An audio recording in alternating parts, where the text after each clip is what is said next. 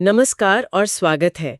आज हम हिंदी भाषा के एक बहुत ही दिलचस्प पहलू पर बात करने वाले हैं। शब्द युग्म। ये वो शब्द जोड़े हैं जिन्हें हम अक्सर एक साथ बोलते हैं। कभी-कभी ध्यान जाता है, कभी नहीं भी जाता, पर ये हमारी भाषा को एक खास रंगत देते हैं, एक लय और हाँ, अक्सर ज्यादा गहराई भी। तो आज हम इसी के आधार पर समझने की कोशिश करेंगे कि ये शब्द युग्म आखिर हैं क्या, क्यों इतने इस्तेमाल होते हैं और हिंदी में कितने अलग-अलग तरह के हैं ये। चलिए भाषा के इस अनोखे रंग को थोड़ा और करीब से जानते हैं। तो सबसे पहले बिल्कुल बुनियादी बात, ये शब्द युग्म होते क्या हैं? स्रोत कहता है कि ये बस शब्दों के जोड़े हैं जो अक्सर एक साथ इस्तेमाल होते हैं। सुनने में तो काफी सीधा सा लगता है। हाँ, परिभाषा तो सीधी है, पर इनका काम वो उतना सीधा नहीं है। ये सिर्फ शब्द नहीं है, ये भाषा को सजीव बनाने वाले तत्व हैं। स्रोत में एक और जरूरी बात बताई गई है। इनके बीच अक्सर वो एक छोटा सा निशान, योजक चिन्ह लगाया जाता है। हाँ हाँ, वो डैश। जी, वो चिन्ह सिर्फ व्याकरण का नियम नहीं है। वो दिखाता है कि ये दो शब्द मिलकर एक एक इकाई की तरह काम कर रहे हैं, एक नया अर्थ बना रहे हैं या किसी बात पर जोर दे रहे हैं। ये हमारी बातचीत को संक्षिप्त भी बनाते हैं और एक एक खास किस्म की लय भी देते हैं।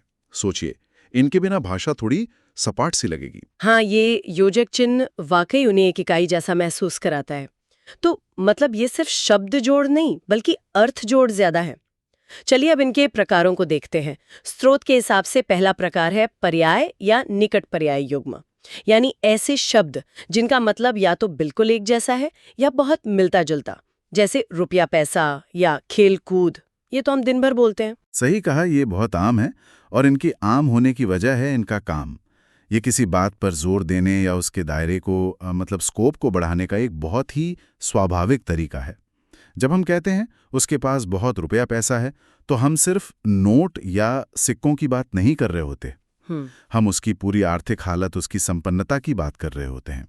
रुपया और पैसा दोनों मिलकर धन दौलत के पूरे विचार को दिखाते हैं। अच्छा। इसी तरह खेल कूद सिर्फ किसी एक खेल तक सीमित नहीं रहता। ये बच्चों या बड़ों की हर तरह की फिजिकल एक्टिविटी, मौज मस्ती, सब कुछ इसमें आ जाता है। अच्छा, तो ये दोहराव सिर्फ शब्द का नहीं है, बल्कि ये विचार को और पुख्ता करने का, उसे थोड़ा फैलाने का तरीका है। मतलब जब हम पूजा पाठ कहते हैं तो सिर्फ मूर्ति पूजा या सिर्फ किताब पढ़ना नहीं, बल्कि वो पूरा धार्मिक माहौल जहन में आता है। बिल्कुल। स्रोत में धन दौलत का उदाहरण भी है जो रुपया पैसा जैसा ही भाव देता है। ये वाकई भाषा को ज्यादा वजनदार बनाते हैं। बिल्कुल, ये युग्म दिखाते हैं कि भाषा कितनी बारीकी से काम करती है। एक ही विचार को दो मिलते जुलते शब्दों से कहकर हम उससे ज्यादा प्रभावी बना देते हैं। सुनने वाले के मन पर उसका असर गहरा होता है। ये एक तरह से क्या कहें, भाषाई स्टीरियो साउंड जैसा है, जहां दो स्रोत मिलकर एक ज्यादा भरा पूरा अनुभव देते हैं। भाषाई स्टीरियो साउंड, ये अच्छा कहा। अब अगले प्रकार पर आते हैं जो है विलोम शब्द युग्म। इसमें ऐसे शब्द जोड़े जाते हैं जिनके अर्थ एक दूसरे के बिल्कुल उलट होते हैं, जैसे भला बुरा, जन्म मरण, सुख दुख। ये समझने में शायद सबसे आसान लगते हैं क्योंकि यहाँ कॉन्ट्रास्ट साफ दिखता है। हाँ, दिखने में आसान है, लेकिन इनका काम बहुत गहरा है। ये युग्म जीवन की सच्चाई को दर्शाते हैं कि दुनिया और हमारे अनुभव अक्सर इन द्वंद्वों से, इन ऑपोजिट से भरे होते हैं। कुछ भी पूरी तरह सिर्फ एक जैसा नहीं होता। तो हम जीवन के अच्छे और बुरे दोनों तरह के अनुभवों को स्वीकार कर रहे होते हैं। जन्म मरण का जोड़ा सिर्फ दो घटनाओं का जिक्र नहीं करता, ये जीवन के पूरे चक्र को, उसकी नश्वरता को, उसकी पूरी कहानी को एक साथ पेश करता है। हाँ, ये बात तो है। ये जोड़े चीजों को सिर्फ एक ही तरफ से देखने से रोकते हैं। स्रोत का सुख दुख या पाप पुण्य उदाहरण भी यही दिखाते हैं। ये हमें याद दिलाते हैं कि जीवन में उतार चढ़ाव साथ चलते हैं। ये भाषा को एक दार्शनिक गहराई भी देते हैं ना। निश्चित रूप से ये संतुलन और समग्रता, मतलब टोटलिटी का प्रतीक है। भाषा सिर्फ बातचीत का जरिया नहीं है, वो सोचने का तरीका भी दिखाती है। और ये विलोम युग्म इस सोच को बहुत खूबसूरती से सामने लाते हैं। चलिए अब कुछ और मजेदार लगने वाले प्रकारों की तरफ बढ़ते हैं। स्रोत में एक श्रेणी है सार्थक निरर्थक युग्म। इसमें पहला शब्द तो अर्थपूर्ण होता है, लेकिन दूसरा शब्द ऐसे लगता है जैसे बस तुकबंदी के लिए जोड़ दिया गया हो, उसका अपना कोई मतलब न हो। जैसे चाय वाय, पानी वानी, खाना वाना। हम सब इनका खूब इस्तेमाल करते हैं, खासकर इनफॉर्मल बातचीत में। लेकिन क्या ये वाय, वानी, वाना वाकई निरर्थक है या इनका कोई छिपा हुआ काम है? ये सवाल बहुत अच्छा है क्योंकि ये युग्म भाषा की क्रिएटिविटी और उसके लचीलेपन का बेहतरीन उदाहरण है। जाहिर तौर पर तो वाय, वानी, वाना का अकेले कोई अर्थ नहीं है। हाँ, लेकिन जब ये चाय, पानी, खाना जैसे सार्थक शब्दों के साथ जुड़ते हैं तो ये कई काम करते हैं। पहला, जैसा आपने कहा, ये बातचीत को अनौपचारिक, थोड़ा हल्का फुल्का बनाते हैं। हाँ। दूसरा, ये अर्थ को खलाते हैं। मतलब चाय वाय का मतलब अक्सर सिर्फ चाय नहीं होता, बल्कि चाय के साथ बिस्किट, नमकीन, गपशप, यानी चाय पीने से जुड़ा पूरा माहौल, पूरा तामझाम शामिल हो जाता है। अच्छा। खाना वाना सिर्फ भोजन नहीं, बल्कि भोजन का पूरा प्रबंध, खाने पीने की सारी चीजें, वो सब आ जाता है। तो मतलब ये निरर्थक शब्द असल में वगैरह या और इसी तरह की चीजें का काम करते हैं, वो भी ज्यादा अनौपचारिक और देसी अंदाज में। हाँ, काफी हद तक यही बात है। ये एक तरह की भाषाई शॉर्ट हैंड है। स्रोत में टोका टाकी का उदाहरण भी दिया गया है।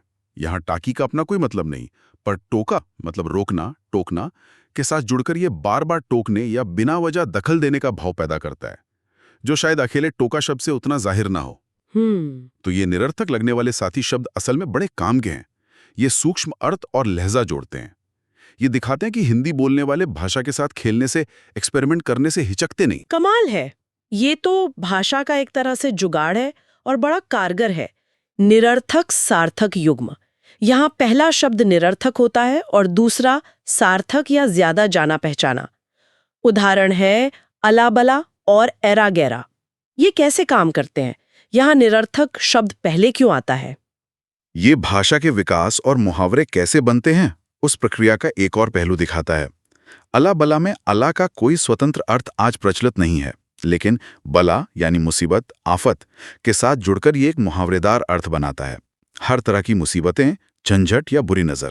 अच्छा। यहाँ निरर्थक शब्द शायद ध्वनि या लय के लिए जुड़ा हो और समय के साथ पूरे युग्म का एक खास अर्थ बन गया, सेट हो गया। इसी तरह एरा गैरा में एरा निरर्थक है, पर गैरा मतलब पराया, दूसरा के साथ मिलकर ये कोई भी मामूली, महत्वहीन या चलता फिरता आदमी का अर्थ देता है।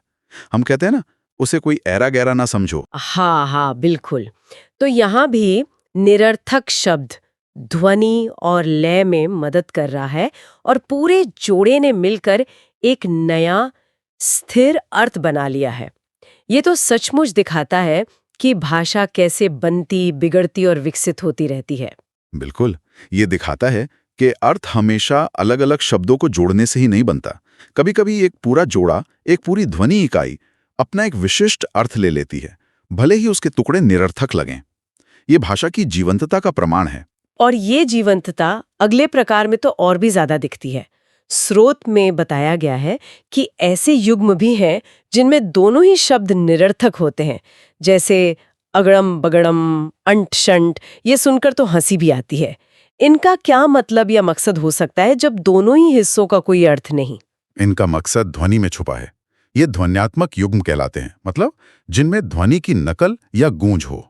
यहाँ शब्दों के शाब्दिक अर्थ से ज्यादा महत्वपूर्ण उनकी आवाज और लय होती है। अगड़म बगड़म सुनते ही जहन में एक उलझी हुई बेमतलब की स्थिति या चीजों का ख्याल आता है। हाँ, आता है। अंट शंट बोलना मतलब ऊल जलूल या बेसिर पैर की बातें करना। अच्छा, तो यहाँ ध्वनि ही संदेश है।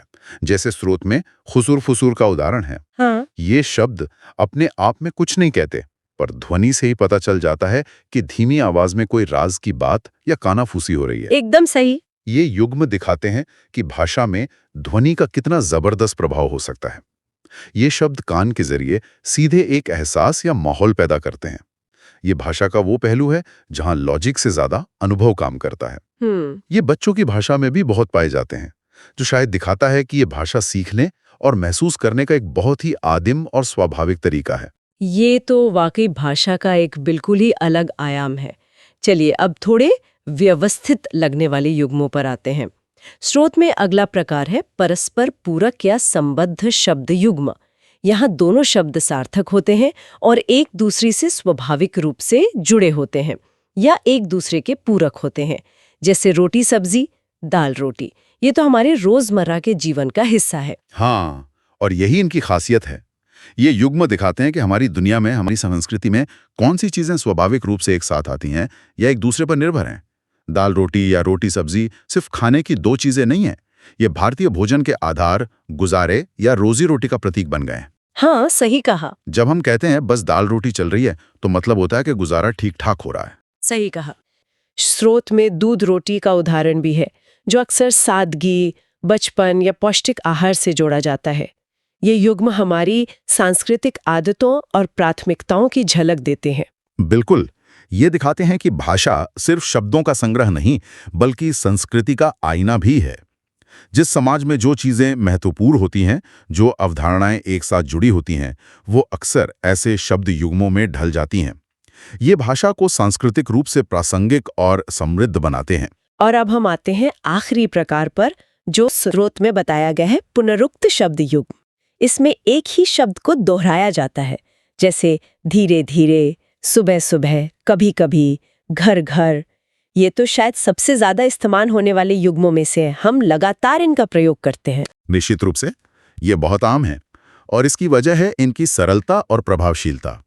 किसी शब्द को दोहराने से उस पर जोर पड़ता है या उसके अर्थ में एक नया आयाम जुड़ जाता है। जैसे धीरे धीरे कहने से क्रिया के लगातार और धीमी गति से होने का पता चलता है।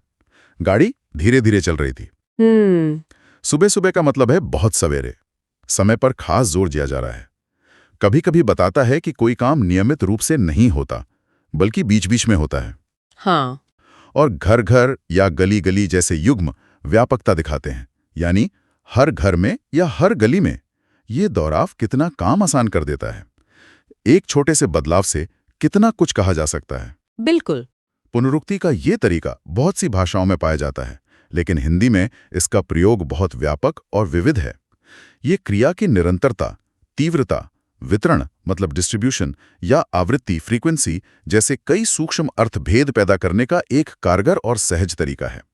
ये भाषा को लयबद्ध और याद रखने में आसान भी बनाता है। तो इन सभी प्रकारों, समानार्थी, विलोम, सार्थक, निरर्थक, निरर्थक, सार्थक, दोनों निरर्थक, पूरक और पुनरुक्त को देखने के बाद ये साफ है कि शब्द युग्म हिंदी भाषा का कितना अहम और जीवंत हिस्सा है। ये सिर्फ व्याकरण के नियम नहीं, बल्कि भाषा को रचने, उसे सजाने और ज्यादा असरदार बनाने के शक्तिशाली औजार हैं। एकदम सही कहा। ये युग्म भाषा की अद्भुत क्षमता दिखाते हैं कि कैसे हम ध्वनि, अर्थ, लय, दोहराव और यहाँ तक कि निरर्थकता का भी इस्तेमाल करके अपनी बात को ज्यादा खूबसूरती से, ज्यादा सटीकता से और कभी-कभी ज्यादा मजाकिया ढंग से कह सकते हैं। ये दिखाते हैं कि भाषा एक स्थिर चीज नहीं, बल्कि एक बहती नदी की तरह है, जो लगातार नए रास्ते बनाती है, नई अभिव्यक्तियां गढ़ती है। ये युग्म उस गढ़ने की प्रक्रिया का सबूत हैं। तो ये थी हमारी आज की चर्चा हिंदी शब्द युग्मों की रंगीन दुनिया पर।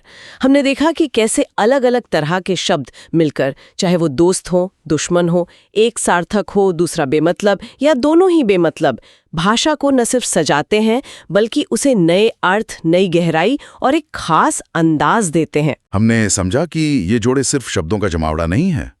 ये विचारों को, भावों को, स्थितियों को और यहाँ तक के सांस्कृतिक मूल्यों को भी सूक्ष्मता से पकड़ने के तरीके हैं। दाल रोटी की जरूरत से लेकर अनशंट की फिजूलियत तक, सुख दुख के द्वंद्व से लेकर धीरे धीरे की निरंतरता तक, हर युग्म अपने आप में एक छोटी कहानी कहता है।